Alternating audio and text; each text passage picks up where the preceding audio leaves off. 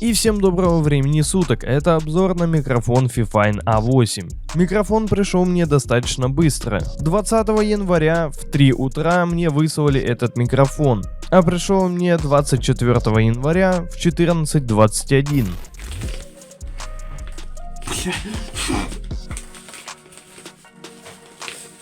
Ну и предлагаю начать распаковывать микрофон. Коробка пришла полностью помятая, но надеюсь, это никак не скажется на самом микрофоне. Открыв микрофон, нас ожидает его комплектация. Первая — это обычная макулатура, которая нам особо нахуй не нужна. Дальше, сняв первую защиту микрофона, мы видим непосредственно сам микрофон, его подставку, а именно блин, который, кстати, очень увесистый. Снизу у него такое покрытие, что он вообще никак не будет скользить на столе. Также в комплекте идет поп-фильтр, который очень легко одевается на микрофон. Ну и что очевидно, в комплекте идет провод. Провод идет Type-C. Подключается он к компьютеру все так же по Type-C. Спокойно втыкаешь и можешь сразу же его использовать. И предлагаю переходить к его тестам и сравнению с микрофонами Fifine A6 и Fifine K688, то есть моим основным микрофоном.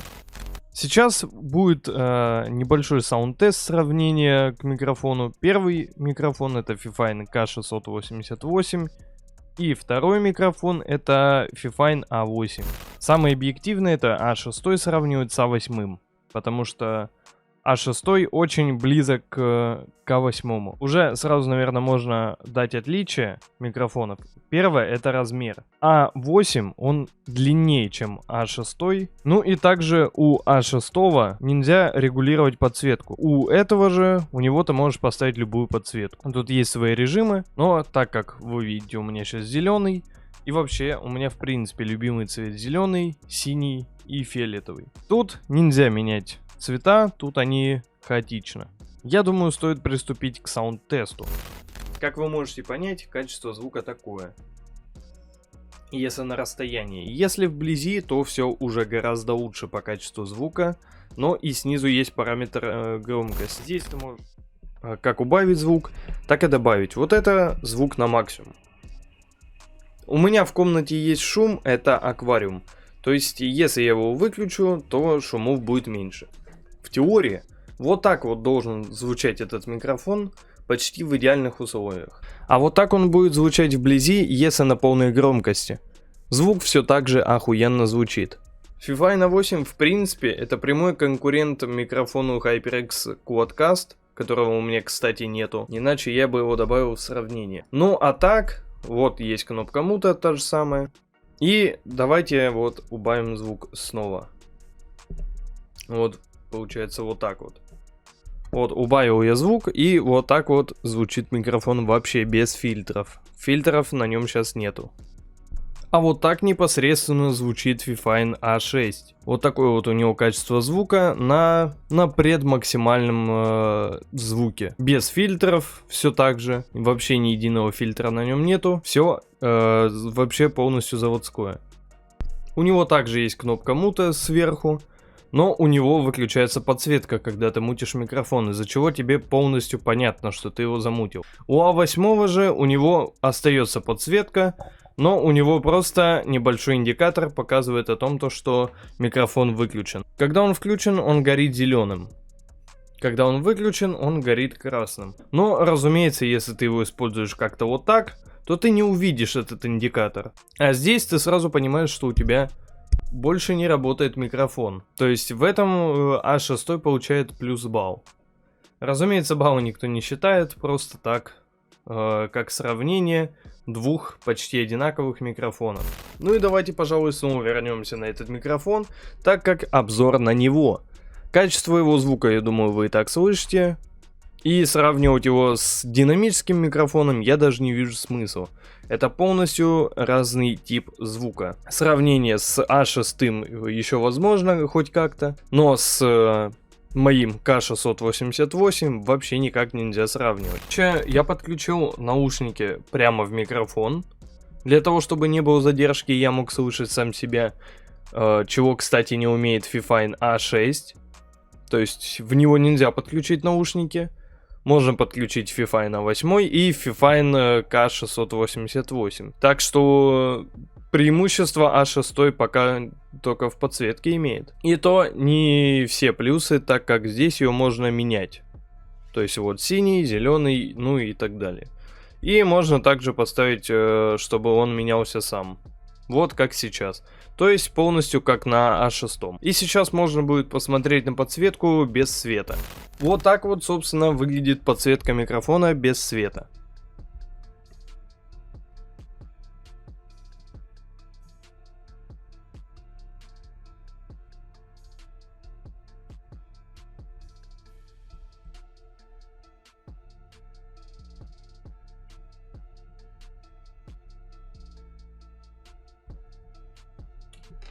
Вот такая вот у него подсветка.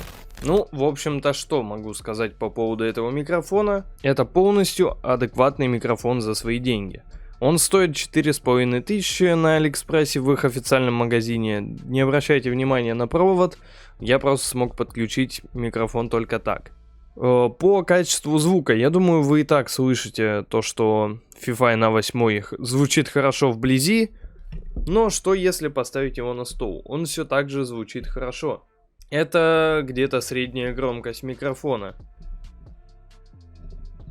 Вот так он звучит на своей максимальной громкости. На расстоянии где-то около ладони. А вот так он звучит вблизи, на полной громкости. Вот так звучит Fifine A6 на средней громкости. На том же расстоянии, что был и A8 сейчас. Но если подвинуть его чуть ближе, то он будет звучать вот так.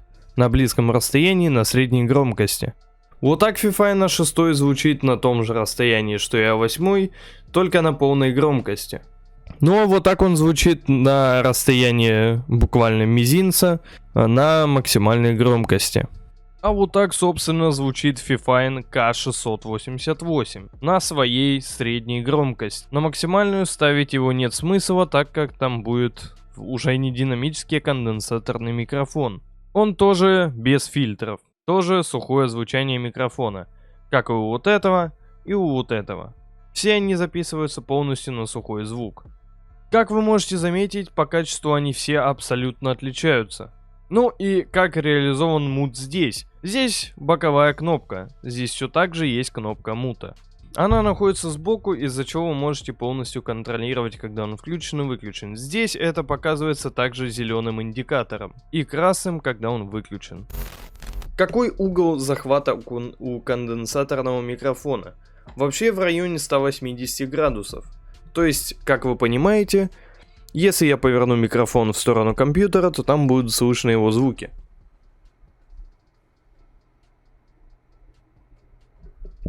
А если я отверну его, то есть так, что 180 градусов не будут его захватывать, то, разумеется, его не будет слышно. Вот без поп-фильтра звуки Б, П, П, П, П, Б. И, собственно, по мониторингу я скажу, что он особо здесь и не нужен. То есть они не взрывают уши, как должны. Поп-фильтр металлический. Так что проблем с ним не будет. Его можно будет просто протереть тряпочкой, и он будет снова чистый, если вы заплевали микрофон.